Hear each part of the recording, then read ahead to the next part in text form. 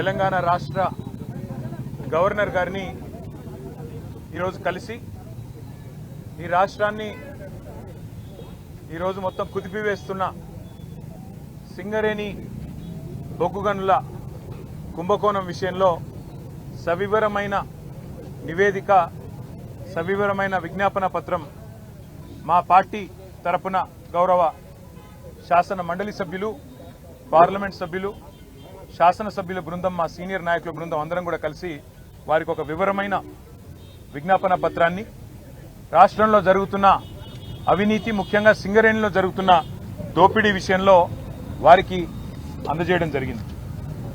సింగరేణిలో అవినీతి జరుగుతున్నదని ఆధారాలతో సహా మా శాసనసభ పక్ష ఉపనాయకులు, మాజీ మంత్రి పెద్దలు హరీష్ రావు గారు పత్రికా సమావేశం పెట్టి ఆధారాలతో సహా బయటపెట్టినప్పటి నుంచి కాంగ్రెస్ పార్టీలో వణుకు మొదలైంది.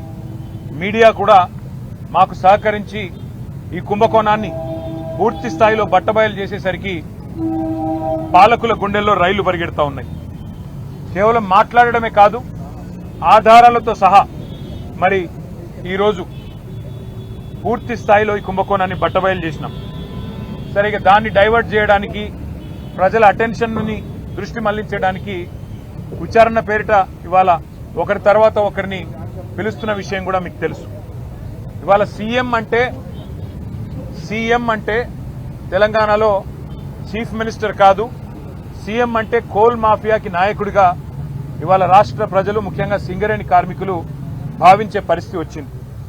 ఇవాళ మీరు అర్థం చేసుకుంటే ఈ కుంభకోణాన్ని రాష్ట్ర ప్రజలు, ముఖ్యంగా సింగరేణి ప్రాంతంలో ఉండే మా కార్మిక సోదరులు కూడా అర్థం చేసుకుంటే చాలా స్పష్టంగా ఆధారాలతో సహా మేము బయటపెట్టిన తర్వాత, ముఖ్యంగా మేము లేవనెత్తిన కొన్ని ప్రశ్నల విషయంలో ఇప్పటి వరకు ప్రభుత్వం నుంచి ఒక్క సమాధానం కూడా రావడం లేదు.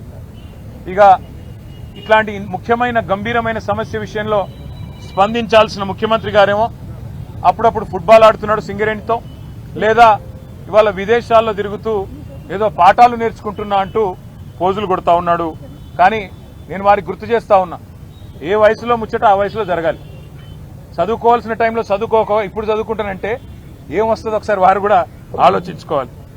మీరు 10 కోట్ల రూపాయల సింగరేణి నిధులు, సింగరేణి సంస్థకు సంబంధించిన నిధులు దుర్వినియోగం చేసి మీరు ఫుట్బాల్ ఆటకి, ఈ రాష్ట్ర ప్రజలతో మీరు ఎలాగో ఫుట్బాల్ ఆడుతున్నారు, కానీ సింగరేణి సంస్థతో కూడా ఫుట్బాల్ ఆడుతూ 10 కోట్ల రూపాయలు దుర్వినియోగం చేసి ఈరోజు ఆ సంస్థకి తీరని అన్యాయం చేసింది ఇవాళ రేవంత్ రెడ్డి గారు. ఒక్క స్కామ్ సంబంధించి ఇన్ని ఆధారాలు బయట పెడితే కూడా ఒక్క స్కామ్ సంబంధించి కూడా ఇప్పటివరకు పాలకుల వైపు నుంచి సమాధానం లేదు. మేము అడిగాం, స్పష్టంగా చెప్పాం, మళ్ళీ అడుగుతా ఉన్నాం. ఓబీ టెండర్ల విషయంలో, ఓవర్ బర్డెన్ టెండర్ల విషయంలో గతంలో ఎన్నడూ లేని సైట్ విజిట్ సర్టిఫికేషన్, అంటే మీరు సైట్ మీదకి రావాలి, అక్కడికి వచ్చినట్టు సర్టిఫికేట్ తీసుకోవాలి అనే నిబంధన పారదర్శకతకు పాతర వేసి ఎందుకు పెట్టినారు, గతంలో ఎన్నడూ లేని విధంగా ఇది ఎందుకు పెట్టారంటే ఇంతవరకు సమాధానం లేదు. భారతదేశంలో ఎక్కడా ఏ కోల్ గనిలో లేని, ఏ బొగ్గు గనిలో లేని నిబంధన ఇక్కడనే ఎందుకు పెట్టినారు అంటే ఇంతవరకు సమాధానం రాదు.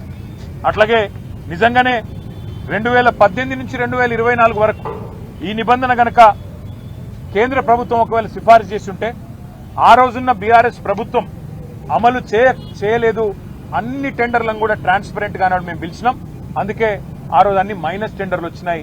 ఎస్టిమేటెడ్ కాస్ట్ కంటే తక్కువ ఖర్చుకే సింగరేణికి డబ్బులు ఆదా చేస్తూ ఆ రోజు జరిగిన మాట వాస్తవమా కాదా?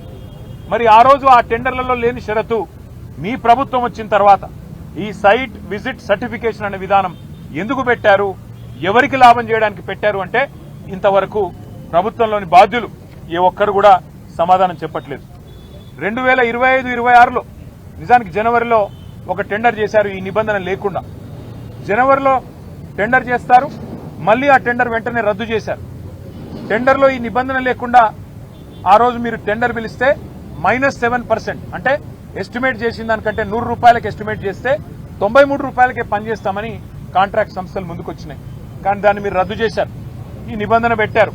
దానివల్ల ఏమైంది, తిరిగి మళ్ళీ టెండర్ అదే ప్లేస్ లో పిలిస్తే +12 అంటే 100 రూపాయలకు అయ్యే పని 112 రూపాయలకు కావాలని చెప్పి మరి సంస్థలు వచ్చిన మాట వాస్తవమా కాదా మరి మీరు చెప్పాలని చెప్పి ప్రభుత్వాన్ని మేము డిమాండ్ చేస్తా ఉన్నాం. అట్లాగే మే 25 నుంచి మీరు ఎప్పుడైతే నిబంధన పెట్టారో ఈ రోజు వరకు గత 9 నెలల్లో ఎన్ని సంస్థలు ఇప్పటి వరకు ఎంతమంది కాంట్రాక్టర్లు సైట్ సందర్శించారు, మీకు ఎన్ని ఈమెయిల్స్ వచ్చినాయి, ఎన్ని లేఖలు వచ్చాయి, ఎన్ని సర్టిఫికెట్లు సింగరేణి సంస్థ జారీ చేసింది, మీరు ఒక వైట్ పేపర్ ఒక శ్వేతపత్రం ప్రచురించండి అని మేము డిమాండ్ చేస్తే ఇంతవరకు సమాధానం లేదు. కొంతమందికే సెలెక్టివ్గా ఎందుకు ఇచ్చారు మీరు, కొంతమందికే సెలెక్టివ్గా మీరు ఎందుకు మరి కొంతమంది కాంట్రాక్ట్ సంస్థలను ఎందుకు మీరు ఎత్తుకుంటున్నారు, మిగతా వాళ్ళని ఎందుకు పక్కన పెడుతున్నారు? ఇందులో రింగ్ మాస్టర్ సృజన్ రెడ్డి అనే వ్యక్తి ముఖ్యమంత్రి బావమరిది అవునా కాదా అని మేము అడిగితే ఇంతవరకు సమాధానం రాదు, ఇంతవరకు ఆయన విషయంలో స్పష్టత రాదు. అట్లాగే మేము అడిగాం శ్వేతపత్రం ప్రచురించండి, ఒక నైనీ టెండర్లే కాదు, నైనీ బొగ్గుగని టెండర్లే కాదు, మరి నైనీలో కూడా గతంలో 2021లో 2022లో 2 సార్లు మా ప్రభుత్వం ఉన్నప్పుడు కూడా టెండర్లు పిలిచాం. కానీ ఆ రోజు ఈ సైట్ విజిట్ సర్టిఫికెట్ అనే నిబంధన లేదు. మరి ఈరోజు టీఆర్ఎస్ ప్రభుత్వంలో అవసరం లేనిది కాంగ్రెస్ ప్రభుత్వంలో ఈ నిబంధన ఎందుకు అవసరం వచ్చింది అని మేము అడిగితే ఇంతవరకు సమాధానం లేదు. అట్లాగే సోలార్ పవర్ స్కామ్ గురించి కూడా మేము బయట పెట్టాం. భారతదేశంలో ఎక్కడైనా మెగావాట్కు 2.5 నుంచి 3 కోట్లలో ఇవాళ సోలార్లో నిర్మాణం జరుగుతూ ఉన్నది.